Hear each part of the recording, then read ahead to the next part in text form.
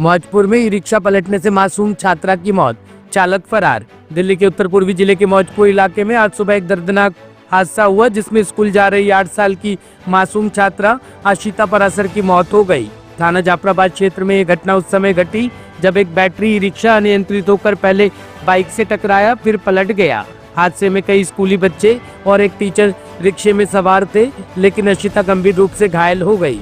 उसे तुरंत गुरु तेग बहादुर अस्पताल ले जाया गया, जहां डॉक्टरों ने उसे मृत घोषित कर दिया। आशिता शादरा के लिटिल फ्लावर स्कूल में तीसरी कक्षा की छात्रा थी। सीसीटीवी फुटेज में साफ दिख रहा है कि ई रिक्शा तेज रफ्तार से चल रहा था और अचानक बाइक से टकराने के बाद पलट गया।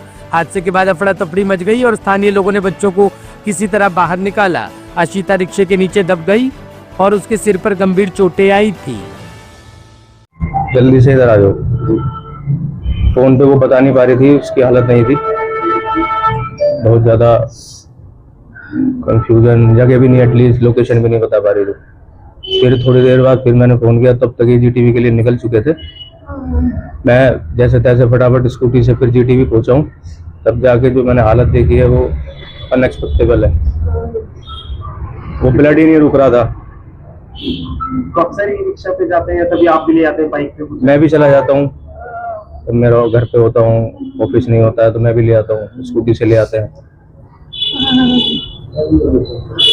कितने साल की बच्ची आपकी, कौन सी क्लास में पढ़ती थी? 8 इयर्स की थी, 3rd क्लास में पढ़ती थी, लिटिल फ्लावर, शिवाजी पार्क। तो उस समय सवारी कितनी बैठी थी? कौन सा रिक्शा? ये 3 पैडल वाला जो बैटरी रिक्शा चलते हैं, वो बैटरी रिक्शा था। अब वो लाइसेंस्ड है भी या नहीं है, नंबर प्लेट भी ओरिजिनल है नहीं है, ड्राइवर लाइसेंस्ड है नहीं है, कुछ नहीं पता। ये सैकड़ों की तादादों में पूरी रोड का घेराव किया हुआ है। चारों तरफ से आप देख लीजिए, जिस रोड पे बैटरी रिक्शा बैन है उस रोड पे सैकड़ों की तरह मेरे बैटरी रिक्शा चल रही है, और ये सिर्फ और सिर्फ ये प्रशासन की लापरवाही से। ठीक है, आपको मालूम ही है ये रिक्शा इस तरीके से है, लेकिन उस समय लेट हो रहे थे स्कूल के लिए, इसलिए स्कूल के लिए लेट हो रहे थे। घर में कुछ काम था, पूजा थी, तो मैं घर पे ही करवा रहा था, तो वाइफ ने बोला कि मैं चले जाती हूँ तो जल्दी से स्कूल पहुंच जाएंगे, तो इसलिए ये रिक्शा ली। जी इसीलिए ये रिक्शा ली। अच्छा, ये रिक्शा वाला कहाँ है? वो आइडिया नहीं है, मैं तो सीधा हॉस्पिटल गया था, उसके बाद फिर FIR हुई है। FIR में IO अब जो इन्वेस्टिगेशन करेंगे वो IO पे डिपेंड करता है, तो अभी तक तो वहां से कुछ नोटिफिकेशन आया नहीं है। वाइफ ने आपको बताया होगा कि कितने लोग रिक्शे में बैठे थे? ये 2 लेडीज थी और 3 बच्चे स्कूल जा रहे थे? स्कूल जा रहे थे वो। अच्छा, वो भी उसी सेम स्कूल में टीचर थी, जो दूसरी लेडीज थी वाइफ के साथ, वो भी लिटिल फ्लावर में टीचर है, वो पीछे ही रहती है, तो ये सब साथ ही थे बैटरी रिक्शा में। अब वो पता नहीं कितनी स्पीड से चला रहा था, कैसे वो टर्न कर रहा था, कुछ आइडिया नहीं है। वो सीधा वो बेटी गिरी है और उसके सर पे इतना चोट था कि ब्लड ही नहीं रुक पाया था। क्या कहना चाहते हैं? वैसे पेरेंट्स हैं, कई बच्चे भी हैं जो ई रिक्शा में आते हैं जाते हैं, आज आपके साथ आपकी बेटी नहीं रही है।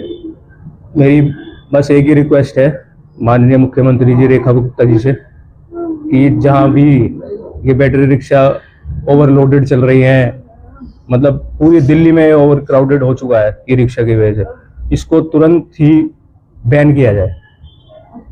हम तो अपनी बेटी खो चुके, किसी और के साथ ना हो ऐसे।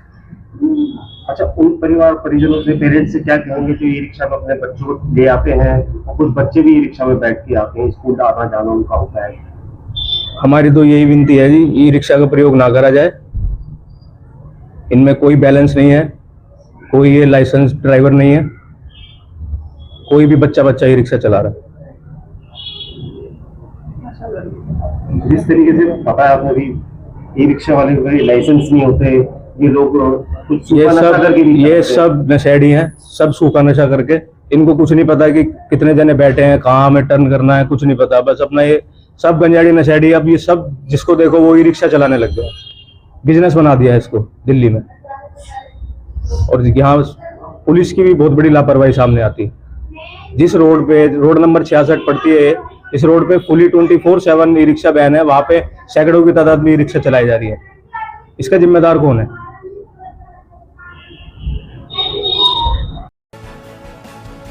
टॉप स्टोरी ब्यूरो के लिए दिल्ली से रवि डालमिया की रिपोर्ट।